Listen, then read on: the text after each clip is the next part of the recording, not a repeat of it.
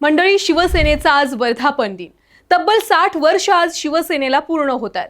मराठी माणसांसाठी लढणारा, मराठी बाणा जपणारा आणि रोखठोक भूमिका मांडणारा पक्ष अशी ओळख शिवसेनेची होती. आज खरं तर हाच शिवसेना पक्ष विखुरला गेलाय. पण तुम्हाला माहितीये ना, एकनाथ शिंदे यांनी बंड करण्याच्या आधी सुद्धा स्वर्गीय हिंदू हृदय सम्राट बाळासाहेब ठाकरे यांच्या हयातीत सुद्धा शिवसेनेमध्ये अनेकदा बड्या नेत्यांनी बंड केलेली होती.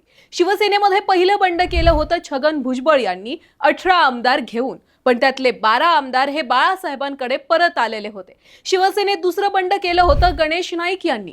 नाईक यांच्या सोबत कोणतेही बडे नेते गेलेले नव्हते, मात्र नाईक यांनी शिवसेनेला सोडचिठ्ठी दिल्यापासून नवी मुंबई महानगरपालिका शिवसेनेच्या हातातून कायमची गेली आहे. शिवसेनेमध्ये तिसरं बंड केलंय ते म्हणजे नारायण राणेंनी. राणेंनी 11 आमदारांसोबत काँग्रेसमध्ये प्रवेश केला होता.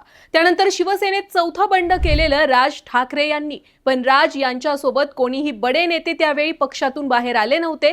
पण याच बंडानंतर राज ठाकरे यांनी स्वतःचे 13 आमदार स्वतःच्या हिमतीवर निवडून आणून दाखवलेले. आणि या सगळ्या नेत्यांच्या नंतर शिवसेनेमध्ये बंड केलं ते एकनाथ शिंदेंनी.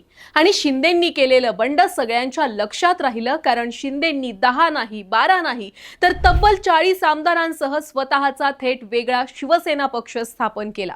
आजवर शिवसेनेमध्ये जे बंड झाले होते त्या बंडांमधून कुणी सुद्धा शिवसेना हा स्वतःचा पक्ष वेगळा तयार केला नव्हता. पण 2022 मध्ये एकनाथ शिंदेंनी फक्त बंड केलं नाही, तर खरी शिवसेना कोणती हा प्रश्न लोकांच्या मनात निर्माण केला. आणि आता पुन्हा एकदा ठाकरेंच्या शिवसेनेमध्ये बंड झालंय. आणि यावेळी ठाकरेंच्या शिवसेनेमधून 6 खासदारांनी स्वतंत्र गट स्थापन केलाय.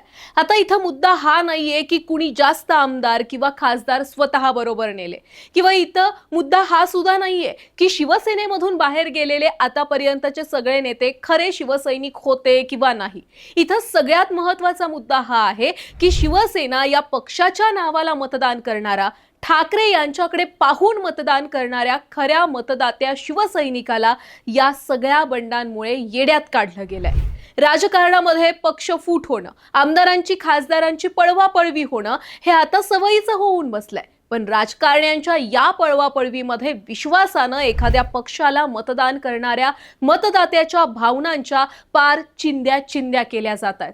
असो, आतापर्यंत शिवसेनेमधून ज्यांनी बंड केलं त्यातल्या कोणता नेता तुम्हाला फायर ब्रँड नेता वाटलाय, कमेंटमध्ये आम्हाला नक्की सांगा. आणि ठाकरेंसोबत सध्या जे घडतंय ते चुकीचं आहे का ते सुद्धा कमेंटमध्ये सांगा. आणि ऑनलाईन नेताला फॉलो आणि सबस्क्राईब नक्की करा.